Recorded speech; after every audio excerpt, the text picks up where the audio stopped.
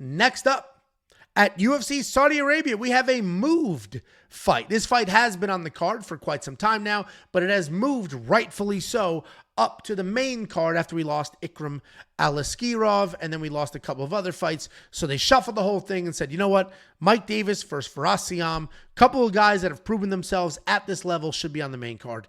And I agree with that statement. We got Ziam, 16-4 in his career. 4-1 in his last 5. He is on a 4-fight win streak. He's taken on Mike Davis, 11-2 in his career. 4-1 in his last 5, but he's coming off a bicep tear. And that's sort of the story of Mike Davis. Mike Davis is a very talented guy. Mike Davis can do all the things. He's fast. He's athletic. He's a good striker. He's got real power. He can wrestle. His kicks are incredible. He'll double tap the body and then kick the head before that foot even makes its way back to the mat. He's incredibly well-rounded. He has showcased that in his last 4 fights where he had a combined 14 takedowns.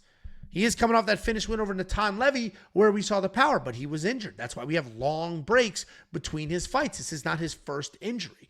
He is taking on the French Savate fighter in Ziam. Long, rangy guy. He'll work well in the clinch if he can. He manages range, solid leg kicks. When he decides to close that distance, he works to a clinch. Then he'll put in some solid elbows and some good work. Technical fighter, but he does typically like to avoid risks. He'll pick his shots. He'll only engage if he sees an opportunity. He will take his time, and then he will look to point his way to a victory. He is, however, coming off of his first official UFC finish win over Matt Frevola.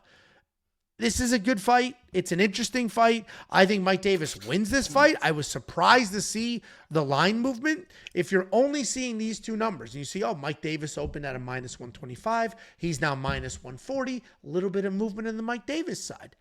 While that's the bookend story, what you missed were the pages in between where Mike Davis, first of all, how about that? Like, how smooth was that analogy? That wasn't prepped or anything. It's not my notes. It's not prepped. That just came to me. I said bookends, and then I said pages in between. And I was like, holy shit. That was smooth as hell. And honestly, it's those type of smooth transitions that I don't think the people appreciate because you just hear it and you expect, wow, that was smooth. I get it. The guy's he's so eloquent. How is he all of these things?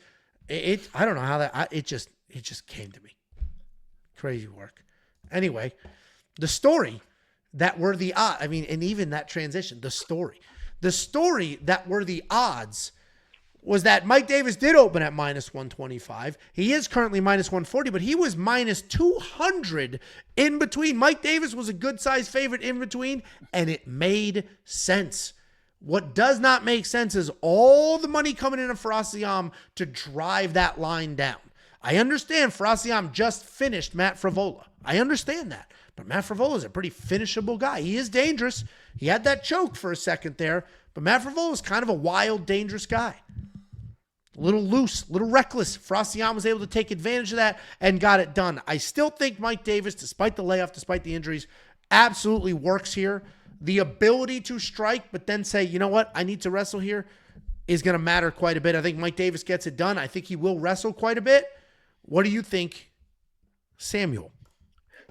It's tough for me from like a favoritism standpoint here because I actually have bet on both of these gentlemen and, profited in many of their last matchups. So I'm a fan of both of them as far as like the styles of them. I like how Ziam can be quite awkward for people who are traditional style grapplers.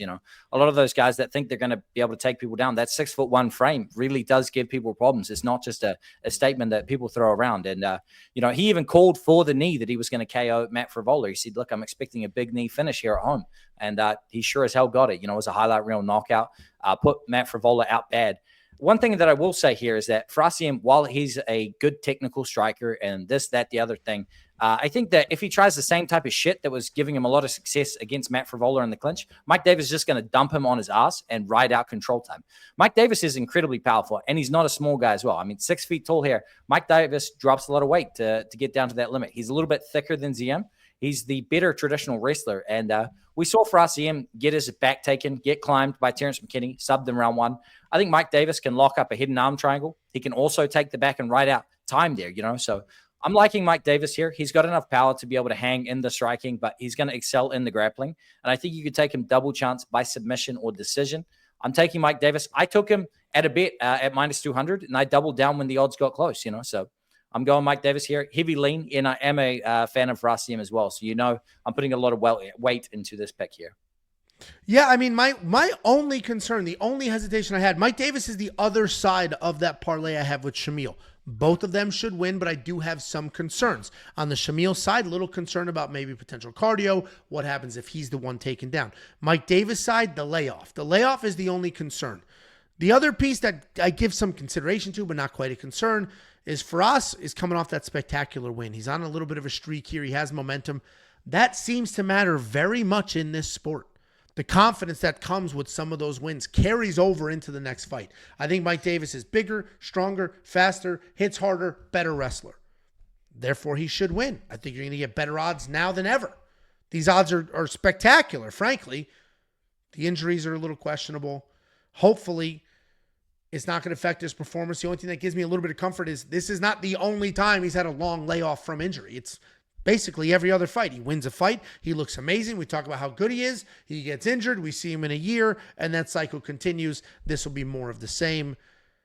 DraftKings Fantasy, I do think Mike Davis is going to be worth that $8,500. I mentioned he has 14 takedowns in his last couple of fights. 14. 1-4.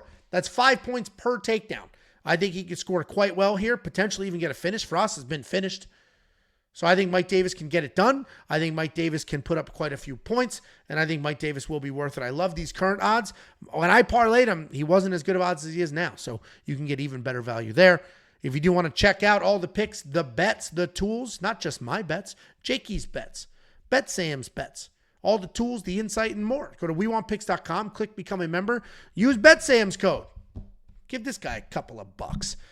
$10 for every single thing that we do. The next 4 events will be included. You sign up right now. You go all the way out through UFC Seattle.